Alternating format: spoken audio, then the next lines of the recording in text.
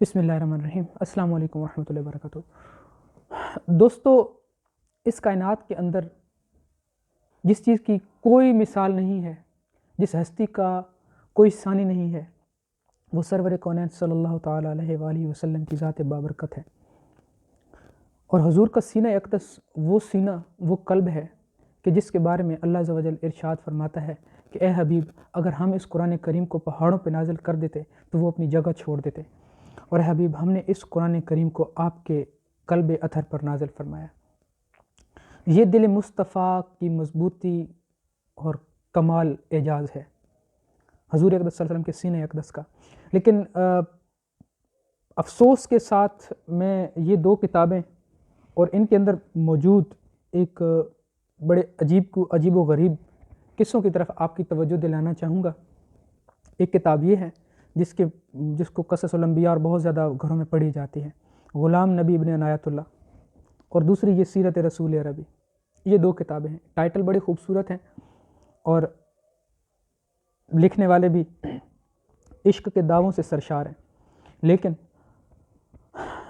کیا کہوں، میں شروع میں حضرت حسان بن ثابت رضی اللہ تعالیٰ عنہ کا وہ شعر عرض کرتا ہوں جس میں وہ ارشاد فرماتے ہیں وَأَحْسَنُ مِنْكَ لَمْ تَرَ قَطُّ عَيْنِي وَأَجْمَلَ مِنْكَ لَمْ تَلِدِ النِّسَاءُ خُلِقْتَ مُبَرًّا مِنْ كُلِّ عَيْبٍ كَأَنَّكَ قَدْ خُلِقْتَ كَمَا تَشَاءُ۔ اور آپ سے حسین میری آنکھ نے دیکھا نہیں، اور آپ سے زیادہ حسن و جمال کا پیکر کسی ماں نے جنا نہیں، آپ ہر عیب سے پاک پیدا ہوئے، اور گویا آپ ایسے پیدا ہوئے، یہ کمال کا جملہ ہے۔ ایک صحابی رسول کا عقیدہ دیکھیں، فرماتے ہیں کہ یا رسول اللہ، مجھے ایسا لگتا ہے کہ جیسے آپ اپنی مرضی سے پیدا ہوئے ہیں، جیسے آپ نے اپنے نقش و نگار کو جیسا چاہا اللہ سے ویسا بنوایا۔ ایک طرف اللہ ہے اور دوسرے طرف روح مصطفیٰ ہے۔ اللہ پوچھ رہا ہے بتا حبیب تیری آنکھیں کیسے بناؤں؟ سرکار اپنی آنکھیں فرماتے ہیں ایسے بنا دے۔ یا رسول اللہ، اے رسول، آپ کی زلفیں کیسی بناؤں، آپ کے گال کیسے بناؤں، آپ کے ہونٹ کیسے بناؤں؟ اللہ پوچھتا جاتا ہے، مصطفیٰ بتاتے جاتے ہیں، اور اللہ تعالیٰ صورت مصطفیٰ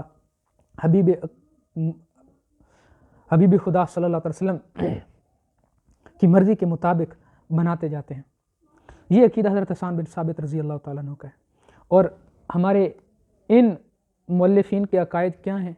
ان کے بقول رسول اللہ صلی اللہ علیہ وسلم کا 4 دفعہ سینہ چاک کر کے آپ کے پیٹ کو چیر پھاڑ کے دھویا گیا ہے۔ دھونے والے جبرائیل اور میکائیل ہیں۔ پہلی دفعہ آپ 2 سال کے تھے تب دھویا گیا، دوسری دفعہ 10 سال کے تھے تب دھویا گیا، تیسری دفعہ جو ہے وہ غار حرا میں دھویا گیا، اور چوتھی دفعہ جو ہے واقعہ معراج کے ٹائم پہ دھویا گیا۔ یعنی یہ 4 مقامات یہ بتاتے ہیں کہ چاروں مرتبہ رسول اللہ صلی اللہ علیہ وسلم کا سینہ اقدس چیر کر اس کے اندر صفائی کرنے کی ضرورت پیش آئی۔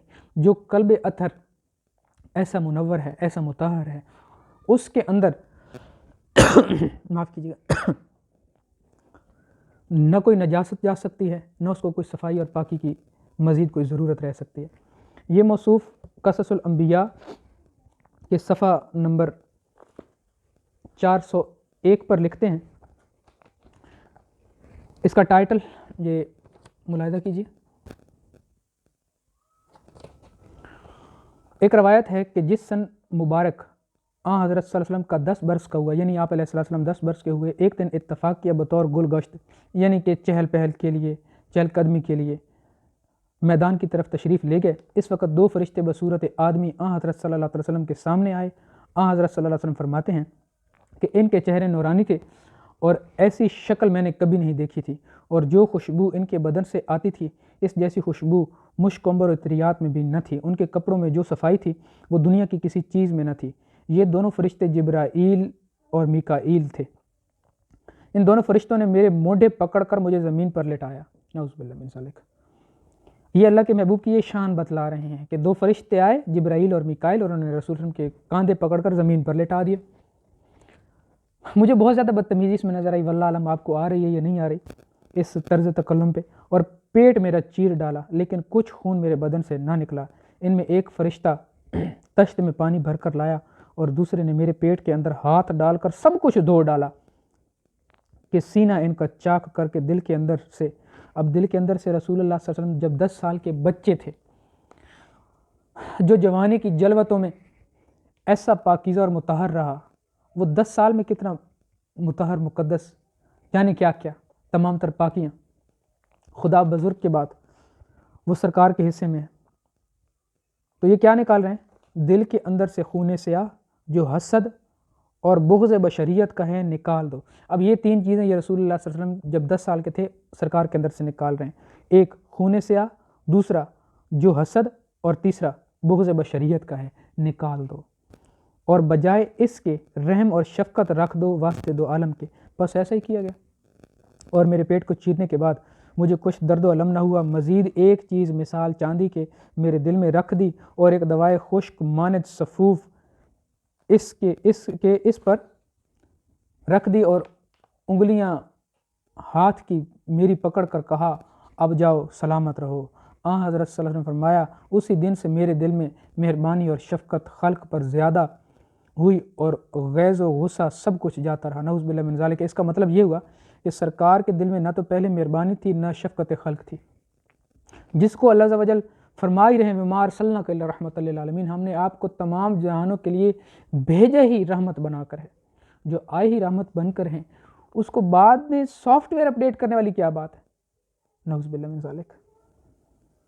میرا غیظ و غصہ سب کچھ جاتا رہا، اور یہ دوسری مرتبہ دل مبارک حضرت محمد صلی اللہ علیہ وسلم کا چاک کر کے پاک صاف کیا گیا، گندے خیالات سے محفوظ رکھا، اور اس کے بعد حضرت صلی اللہ علیہ وسلم نے مکان پر جا کر اپنے چچا ابو طالب سے اس کا تذکرہ بیان کیا۔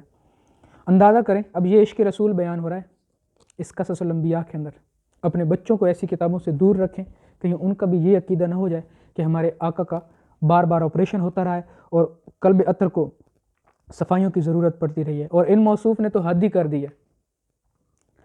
یہ کیا لکھتے ہیں کہ حضرت حلیمہ کا بیان ہے کہ ہمیں واپس آئے ہوئے 2 یا 3 مہینے گزرے تھے کہ ایک روز حضرت حضرت محمد صلی اللہ علیہ وسلم اپنے رضائی بھائی عبداللہ کے ساتھ ہمارے گھروں کے پیچھے ہماری بھیڑوں میں تھے۔ آپ کا بھائی دوڑتا آیا، عبداللہ دوڑتا آیا اور کہنے لگا میرے اس قریشی بھائی کے پاس 2 شخص آئے جن پر سفید کپڑے ہیں، انہوں نے پہلو کے بل لٹا کر اس کا پیٹ پھاڑ دیا۔ یہ سن کر میں اور میرا خاوند دوڑتے گئے، دیکھا آپ کھڑے ہیں اور چہرے کا رنگ بدلا ہوا ہے۔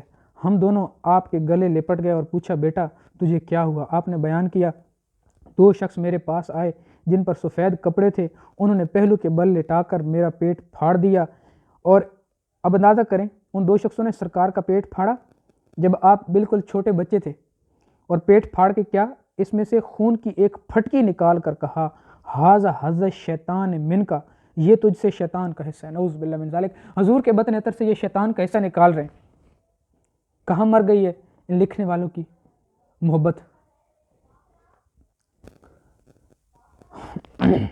پھر اسے ایمان و حکمت سے بھر کر سی دیا، بس ہم آپ کو خیمے میں لے آئے وغیرہ وغیرہ۔ آگے اسی طرح کی اسی واقعے کا احوال بیان ہے، اور یہ آگے لکھتے ہیں تعدد شق صدر، یعنی کہ تعداد سینہ چاک کرنے کی رسول اللہ صلی اللہ علیہ وسلم کا۔ واضح رہے کہ حضور کا شق صدر 4 مرتبہ ہوا، یعنی رسول اللہ صلی اللہ علیہ وسلم کو بار بار صفائیوں کی ضرورت پیش آتی رہی۔ نعوذ باللہ من ذالک۔ کائنات کے اندر کوئی ایسا شخص نہیں جو کامل اکمل مکمل ہو، یہ صرف سرور کونین صلی اللہ علیہ وسلم کی ذات اقدس تھی۔ رسول اللہ صلی اللہ علیہ وسلم اس رب کے محبوب ہیں جو کن کہہ کے ساری کائنات بنا دیتا ہے۔ وہ ان فرشتوں کا محتاج ہے کہ جاؤ جا کے میرے حبیب کی پھر سے صفائی کر کے آؤ۔ نعوذ باللہ من ذالک۔ جس بدن کے اندر کسی منفی چیز کی انٹری نہیں ہے اس کی بار بار صفائیاں کی جا رہی ہیں۔ کسی شاعر نے کیا خوب کہا تھا کہ کوئی راز حقیقت کیا سمجھے، کیا شان عرب دے والیدہ، رب آپ مدینے آ بیٹھا گھنڈ مار کے کملی کالیدہ۔ حضور آئین خداوندی ہیں، جس طرح اللہ تعالیٰ کو ڈائریکٹ نہیں دیکھا جا سکتا، سورج کو بھی ڈائریکٹ نہیں دیکھا جا سکتا، سورج کو دیکھنے کے لیے شیشے کی ضرورت پڑتی ہے، اسی طرح اللہ تعالیٰ کو دیکھنے کے لیے جمال مصطفیٰ کی ضرورت ہے۔ اللہ ڈائریکٹ نظر نہیں آ سکتا، جمال مصطفیٰ کے ذریعے اللہ کا دیدار ہوتا ہے۔ حبیب کنکریاں پھینک رہے ہیں، اور اللہ تعالیٰ قرآن کریم کے اندر ارشاد فرما رہا ہے وَمَا رَمَيْتَ إِذْ رَمَيْتَ وَلَٰكِنَّ اللَّهَ رَمَىٰ۔ اے حبیب وہ جن ہاتھوں سے آپ نے کنکریاں پھینکی ہیں نا وہ آپ کے ہاتھ نہیں، وہ میرے ہاتھ ہیں۔ پھر فرماتے ہیں حضرت ابو ہریرہ رضی اللہ تعالیٰ عنہ مدینہ کی گلیوں میں دوڑ پڑے، کہنے لگے لوگوں میں نے رب دیکھ لیا، لوگوں میں نے اللہ کو دیکھ لیا۔ صحابہ کرام شکایت لے کے سرکار کے پاس ہے، یا رسول اللہ صلی اللہ علیہ وسلم ابو ہریرہ اللہ کو دیکھنے کا دعویٰ کر رہا ہے۔ حضور مسکرائے اور فرمایا من رآنی فقد رأى الحق، ٹھیک کہتا ہے، جو مجھے دیکھ لیا، جس نے مجھے دیکھ لیا اس نے رب کو دیکھ لیا۔ یہ جمال مصطفیٰ ہے، کمال مصطفیٰ ہے۔ اور یہاں عشق کے نام پہ کیا کیا جا رہا ہے؟ اس طرح کے تمام واقعات لکھنے والے ہوش کے ناخن لیں، آپ کن چکروں میں پڑیں۔ اللہ تعالیٰ ہمیں ہدایت نصیب فرمائے، ہدایت پہ چلنے والا اور ہدایت پہ چلانے والا بنائے۔ وما علینا الا البلاغ المبین۔ السلام علیکم۔